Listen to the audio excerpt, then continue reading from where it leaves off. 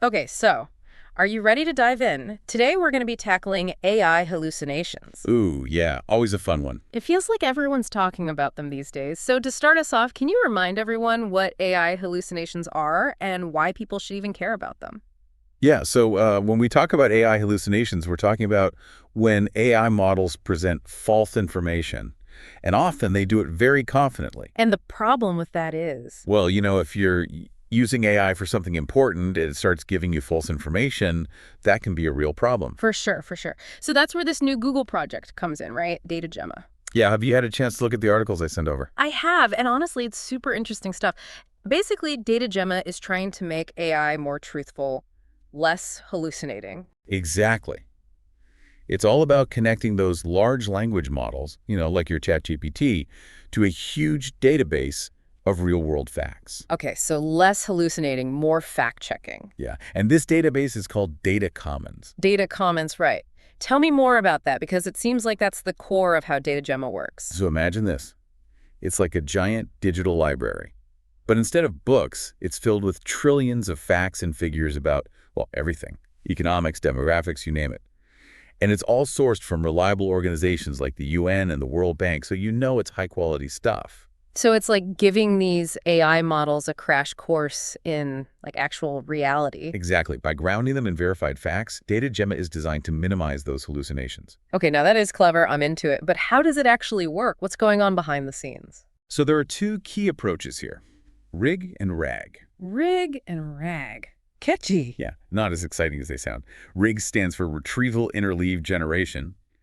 RAG stands for Retrieval-Augmented Generation. Okay, so walk me through it. What do rig and rag actually do?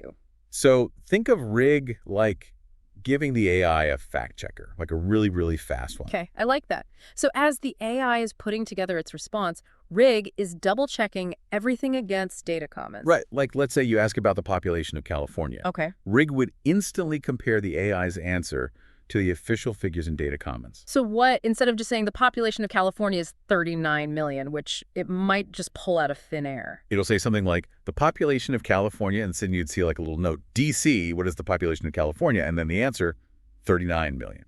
I love that. It's like showing your work, Yeah. Providing that transparency and building trust. Yeah.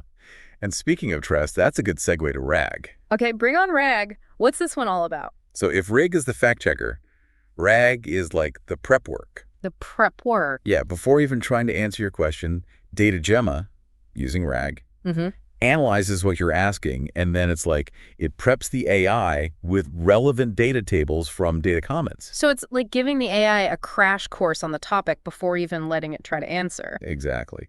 And this is where Gemini 1.5 Pro, the language model behind DataGemma, really shines, because it can handle these massive amounts of data. Okay, so reg, fact-checking in real time. RAG, prepping with relevant info beforehand. Sounds super promising, but does it actually work in practice? They actually put this to the test. Oh, really? How so?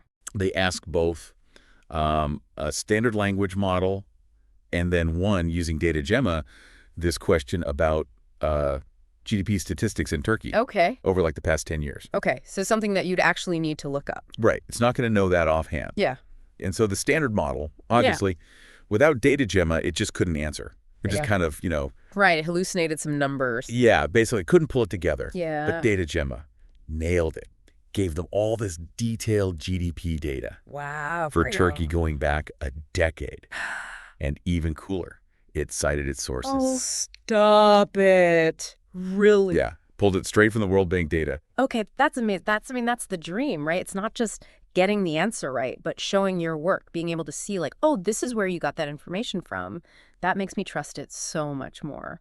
Totally. And what DataGemma does is it actually breaks down those complex questions, like you said, about GDP Right. into smaller queries to find those data points. Oh, interesting. So it's not just searching Turkey's GDP in a big database. It's probably like breaking it down by year or by a specific economic indicator or something. Exactly. And you can actually see in the study, they show some of the queries that DataGemma generates. And it's really cool. Oh, wow. It's like this very strategic, it's not just like a blunt instrument. Right, it's a scalpel. Right. Okay, so this is all incredibly impressive, but how much better are we talking? Like, what's the actual impact on accuracy? Well, the early results are really promising. I mean, it's still early days. Sure. Sure. But Google's found that DataGemma can significantly improve the accuracy of these AI responses. Yeah.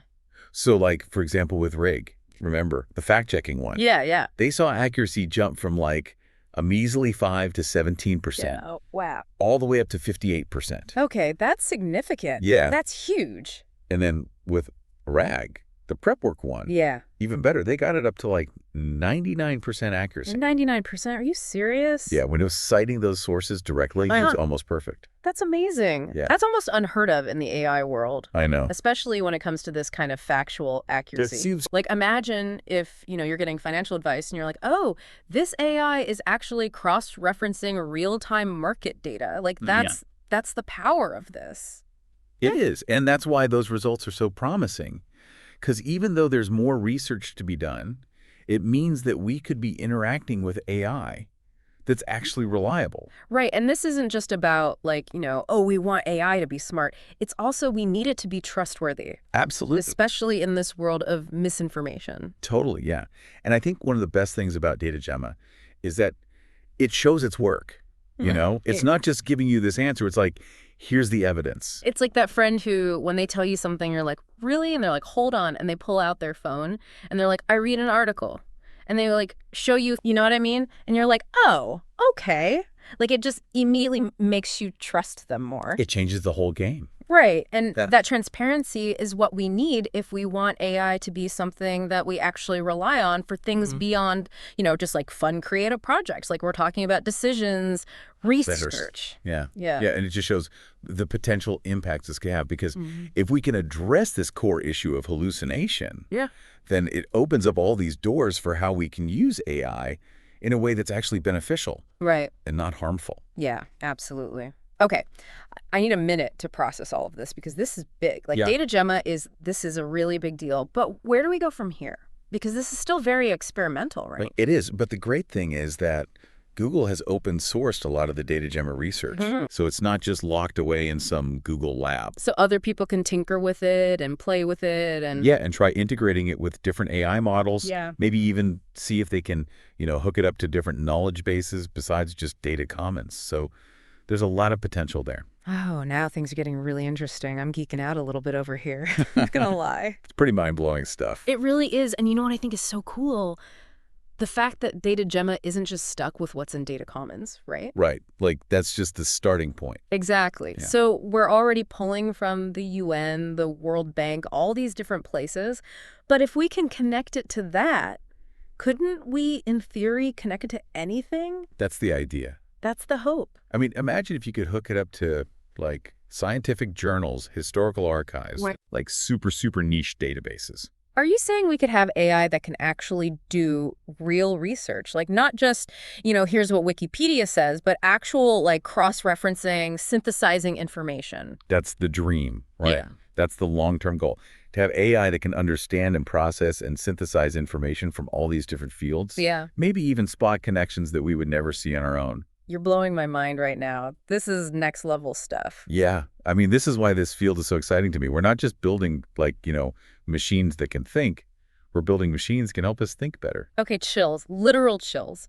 But before we go too far down that rabbit hole, for our listeners who are like, okay, I need to know more, I need to get my hands dirty, what can they do? Where do they go? Yeah, so the good news is Google has open sourced a lot of this DataGemma research. It's amazing. So you can actually go, and I think we'll link to all this stuff in the show notes. Please do. But you can find information about the research, about data commons. You can even play around with some of those tools yourself. So for anyone listening who's ready to dive into the world of AI and data, check out those show notes because we got you covered.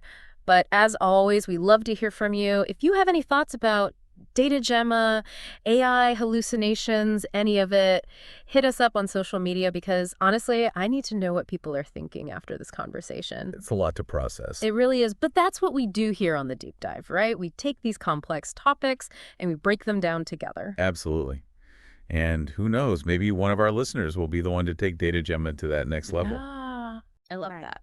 All right, everyone, that wraps up another episode of The Deep Dive. Thank you so much for exploring with us, and we'll see you next time.